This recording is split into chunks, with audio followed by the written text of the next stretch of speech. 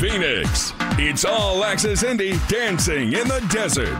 Coming up. And wouldn't you know it, on Resurrection Sunday, the Purdue Boilermakers have turned the doubters into believers.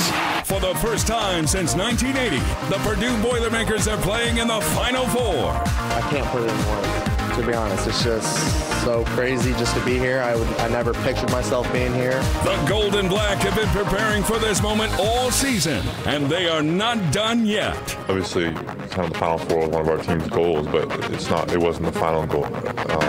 All year we talked about winning national championships, and now we have an opportunity to do that. What do the Boilers have to do to advance to Monday night's national title game? The voice of the Boilermakers, Rob Blackman, joins the show live to break down tomorrow night's game against NC State. 2 wins away from a storybook ending in Phoenix. All Access Indy, Dancing in the Desert, starts now. And welcome to State Farm Stadium here in Glendale, Arizona, where the Purdue Boilermakers, folks, are just 2 wins away from winning a national title. The first time in program history when you're talking about college basketball. We'll see if they can get the job done beginning this weekend here in Arizona.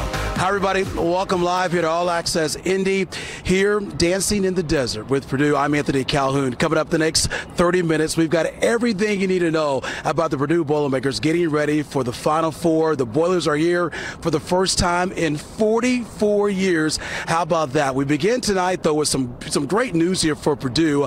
For the second straight year, their star, Zach Edey, has been named the AP Top Player of the Year for the second year in a row. It becomes just the second player to do that since Ralph Sampson did it back in 1983. So already some good news here in Arizona regarding the Purdue basketball team. But when we get set here for this matchup for Purdue, they'll take on North Carolina State coming up tomorrow. Tip time is 6:09, so we're literally less than 24 hours away from that matchup here tomorrow afternoon here in Arizona. North Carolina State, they come in as the 11th seed here, and Purdue, of course, the number 1 seed in that Midwest bracket here throughout this NCAA tournament.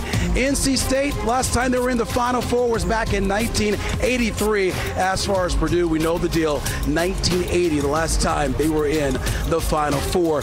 Purdue wouldn't be here without their guidance here from their head coach and Matt Painter. The job he has done with this basketball team this year.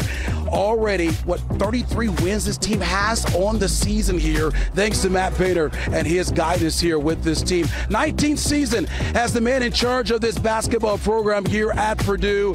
And one thing you can say about this guy, he has his team completely focused in on trying to win a championship. We know what happened last year, losing the first round of the NCAA tournament. But if you didn't learn anything from last year, what we know about this year, this guy is on a mission to try to win a championship here with the Boilermakers.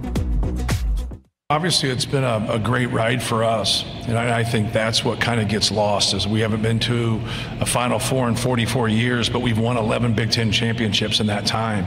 So, you average 1 championship every 4 years. And we've been very successful, and we've been at the top of that ladder even when we haven't been getting first. We got a lot of second-place finishes, a lot of third-place finishes. So we've been knocking on that door, and we've been very, very competitive. Then you see all the players, and you see the differences, and you see the growth, and it's pretty cool. But it makes moments like this when you go through the heartaches, it makes it worth it. Yeah, he is right about that. And so Matt Painter and his team, they were actually on the practice court behind me here this afternoon around 3 o'clock Indy time. And, being around this team, folks, the past few days, I can tell you one thing. This team was very relaxed here, very calm. But they also know that this is more than just the Final Four. It's about winning a national title coming up on Monday if they can beat NC State. They say it's a business trip as well. But, folks, take a listen to this and take a listen to what Matt Painter told his team to do at the start of the season. Coach Paint gave us little slips at the beginning of the year and said, write down what your goals were. And, he said think big, and nobody had the goal of making it to the Final Four. Everybody had the goal of winning a national championship. And so regardless what, the outside says, and, obviously we're glad that our fans got to experience a Final Four and that, but our goal's been to win a national championship, and that's what we're here to do. Obviously getting to Phoenix was the main goal on our list right at the start of the year, but now it's a national championship. Now it's getting 2 wins, making sure we're locked in Saturday night so we can advance on Monday. It's cool. Like I've never done this before. I've never been on this stage before. It's really cool kind of being here, but it's not like we still have like a job to do. Like we're not just here like as sightseers.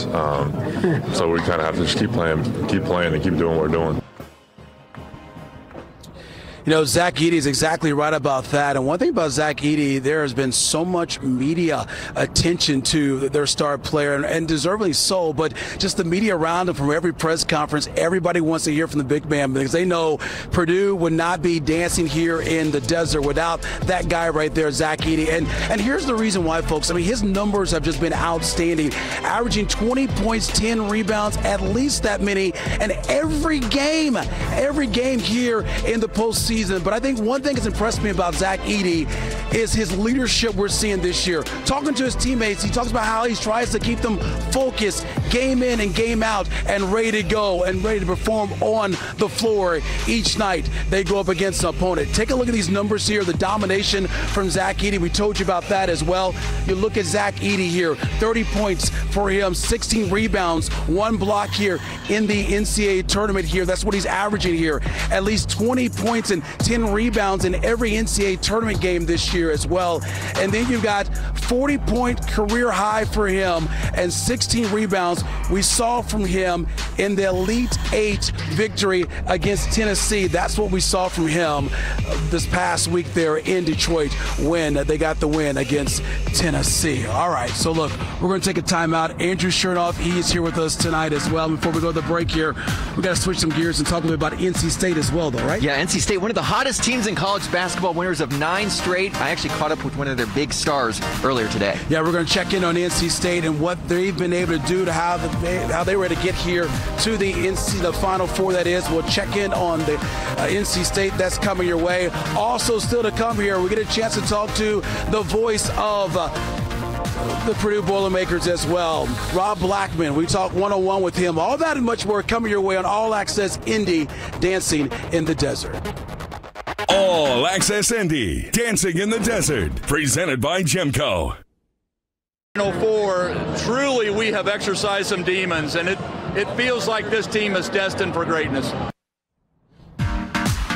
That is the governor of our great state of Indiana, Governor Holcomb there. You had a chance to talk to him last week in the Elite 8 win against Tennessee. Everybody, Anthony Calhoun back here live in the desert, along with Andrew Chernoff. So thankful that you guys are watching our show here this evening here, live from Arizona, All Access Indy, Dancing in the Desert with Purdue. And so we talked about the Boilermakers. Let's switch some gears here. Let's dive into their opponent coming up tomorrow, and that's NC State.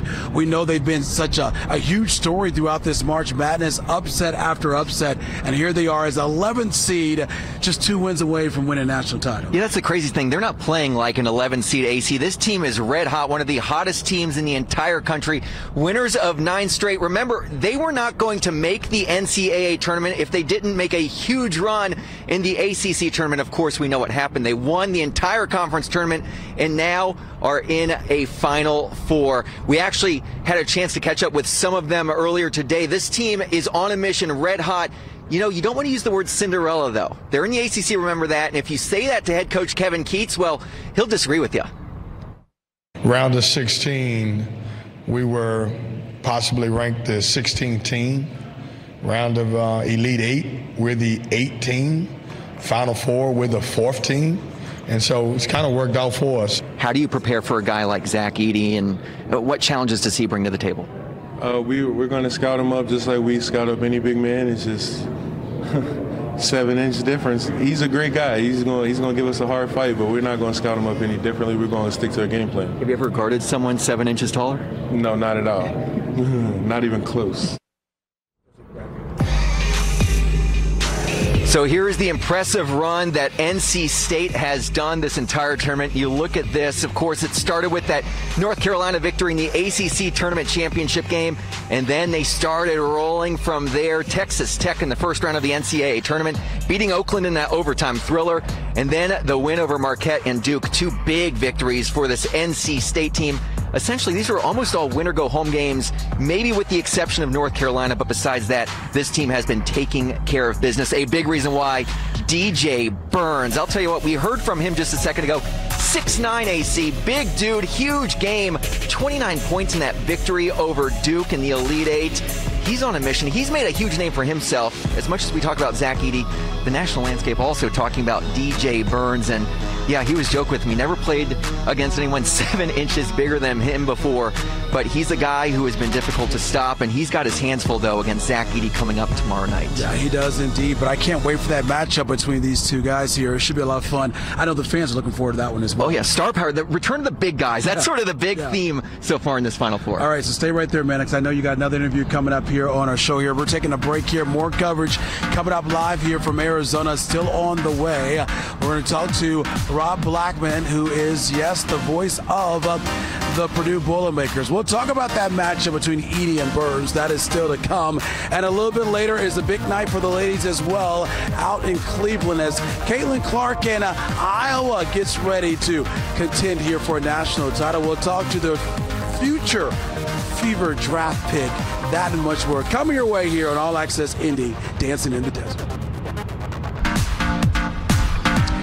Back here live here on All Access Indy, Dancing in the Desert. That's former Purdue star Robbie Humble. He was very emotional after Purdue's win against Tennessee on Sunday in the Elite Eight. Of course, he was the first recruiting class for Matt Painter at Purdue, and he hopes to see his former coach get a national title and his school coming up on Monday. If they can win tomorrow, of course, then get to that Monday night game. Hi, everybody. Anthony Calhoun back here live once again with Andrew Chernoff. And, where you saw that Boilers and just former players, and you see Robbie Hummel there, and then you think about just the fact they haven't been here in the Final Four in 44 years. The whole Purdue community, if you will, they want to see this team get a national title here. They sure do. And Rob Blackman was actually also calling the game. He was the voice of the Purdue Boilermakers all season long, and I had a chance to catch up with him earlier today, and I started by asking what he's seen from this team throughout this memorable week.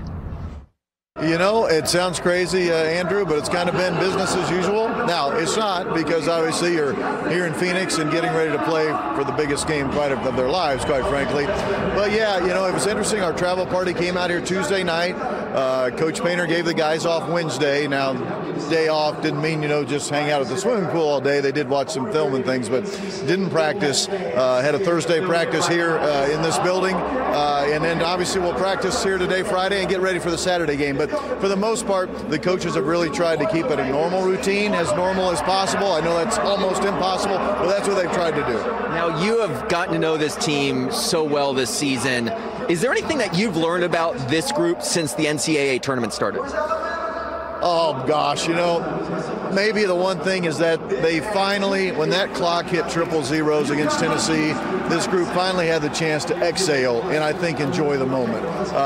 The one of the many awful things about losing last year to a 16 seed is no matter how good you were this year during the regular season, even the first couple rounds of the postseason, you never felt like it was going to be enough unless you got to the Final Four. So you kind of felt like there maybe was a little bit of a cloud hanging over the heads for our guys, which isn't fair to them. I mean, you think about all the great wins they had this season, ranked in the top 5 all season long, National Player of the Year in Zach Edey, Big Ten champs. You go on and on and on, but you never quite felt like they could just exhale and enjoy the moment. And that's the one thing I did notice when that clock hit triple zeros against Tennessee. It felt like they could finally enjoy the moment. It felt like you could exhale a little bit. Your call after they won that game against Tennessee, epic, referencing Easter and whatnot. How'd you come up with that? Yeah, so thank you for asking. It wasn't exactly right off the top of my head, but I also had not rehearsed it either. Late Saturday night in my hotel room at the desk, I was trying to jot down just some different ideas in case Purdue did win, right? I didn't want to get caught with my pants down, right? If Purdue did win. And I just thought it was so ironic that it was going to be on Easter Sunday. I certainly didn't want to come across as disrespectful because it's the holiest holiday of them all for those of the Christian faith. So I try to walk that fine line of I don't want to be disrespectful, yet there is a great relevance here to the fact that for the doubting Thomases out there, for those who know your New Testament, for the doubting Thomases, no more reason to doubt. Seeing is believing, and Purdue had indeed made it to the Final Four. And you can believe in the Boilermakers. One guy you can really believe in this year, Zach Edey. You know, he was so good last year, but he stepped up his game even that much more this year. A lot has been made about this matchup with him and DJ Burns heading into Saturday. Is that the matchup that is going to determine this game? You know, I think that's probably the easy one for all of us because Burns is obviously the go-to guy for them in a low post, and he's such a different type of player than Zach has really seen most of this season. On the flip side, Zach's a much different player than DJ Burns Jr. has seen as well. But you know how this stuff goes, Andrew. When that's what we're all focused on, it always ends up being something else. So I would not be surprised if guard play ends up maybe being the difference maker in this game. Look, the fact of the matter is Purdue's going to have to take care of the ball. It's one thing North Carolina State has done really well all season long, despite their not just in this run that they're on now. They've done a great job of taking care of the ball, and they will turn other teams over. That's where they make their hay, is they win that possession battle in the turnovers. Typically, Purdue wins that possession battle in rebounding. So who ends up with the most possessions in this game? Probably, I think, is what that'll come down to. Will Zach still get his 40 points that he got against Tennessee? If Zach gets 40, I'm feeling really good if I'm a Purdue fan about buying a ticket for Monday night. Last thing, Zach, we talk about the guards. Is there one player other than Zach that you think is going to be that breakout star, that key contributor on Saturday night? I think the guy that would be under the radar that could really make a big difference is actually Trey Kaufman-Renn, the forgotten Boilermaker in a lot of ways. The compliment to Zach Edey, it's hard to be his compliment when he gets all the touches, but he was so good. If our fans would think back to that game against Utah State, the second half, the way that game started, where Purdue went to Trey Kaufman-Renn, 4 straight possessions, and he delivered on 3 of the 4. That really set the tone for the rest of that game and really allowed Purdue to win easily. I think there'll be so much focus on Zach Edey, and rightfully so from North Carolina State side. If Trey Kaufman-Renn can have the type of game he had against Utah State, Purdue's going to be in pretty good shape. So Rob says Trey Kaufman-Renn right there. I think we've seen that he's got a great head on his shoulders this week, and I know you've talked to him, AC. He's ready to go. He is, and it's always great hearing from Rob Blackman. He knows everything about Purdue, and that call was outstanding by him. They're going to listen to that for years. On Sunday, Indy in the Elite Eight. All right, Andrew, thank you so much for taking a break. More coming your way here live from Arizona. We're going to talk about the women's Final Four, and that means the Fever's future #1 draft pick right there, Caitlin Clark. And Angela Morian has a great story on her as she tries to win a national title. That and more coming up. All Access Indy, Dancing in the Desert, presented by Gemco. Hi, everybody. Anthony Calhoun back here live on All Access Indy, Dancing in the Desert. We continue to work our way for the tip-off between Purdue and, of course, North Carolina State coming up tomorrow right here in Arizona. Now, the women's Final Four is taking place tonight in Cleveland, and that means the future star for your Indiana Fever coming up will be Caitlin Clark. She and Iowa Hawkeyes getting set to take on UConn tonight in Game 2 there in Cleveland. All right, Angela Morian has more on their future Fever draft pick. It doesn't get old seeing so many people talk about women's basketball. Like, for me, I think that's the greatest thing. Iowa's Caitlin Clark has been the greatest thing in women's basketball, helping draw millions to the sport with her extreme talent and passion. When I look at Caitlin and what she does, I mean, it's absolutely amazing, as we all know. Her shots, her passing, her ability to elevate at the highest level on the biggest stage. Those are the people we should be paying attention to. And they are. Iowa's Elite Eight game against LSU had 12.3 million viewers, shattering every other women's basketball record. It was only beat out by one regular season college football game. You know, we beat out every NBA game other than the Game 5 of the finals. I think that really puts into perspective where women's basketball is going and the type of, excitement around our game. Clark and her Hawkeyes prepare to play in their second straight Final Four this weekend. Yes, Clark wants to finally win that national title, but it's more than that for the NCAA's all-time leading scorer as she ends her collegiate career. I hope they remember, how we made them feel, how we brought joy to their lives, how we gave their families something to scream about on the TV on the weekends. I hope those are the biggest things that people remember. I hope, all the young boys and girls remember the joy that we played with and how we took 10 seconds of our time to sign their autograph, and that inspired them to, be whatever they want to be. Once Clark is done in Cleveland, she'll head to New York to get ready for the WNBA draft, which is just 8 days after the national title game. The Indiana Fever have the #1 overall pick, and Indy is clearly very excited at the possibility of Clark coming to the Circle City. We'll have you covered from there. But for now, I'm Angela Morian for Wish TV, wishtv.com, or follow us on Facebook for updates. All right, Angela, thanks a lot. Best of luck there to Caitlin Clark as they get set to take on UConn coming up tonight in the Women's NCAA Tournament. Okay, before we wrap things up, we got to make our picks. So here we go. Angela, she is going with UConn to win the championship coming up on Monday night. Andrew likes UConn, and yours truly, I'm going with the Purdue Boilermakers. I think they get the national title under Matt Painter. Folks, thank you so much for watching All Access Indy, Dancing in the Desert, and good luck to Purdue as they try to get the win tomorrow against North Carolina State.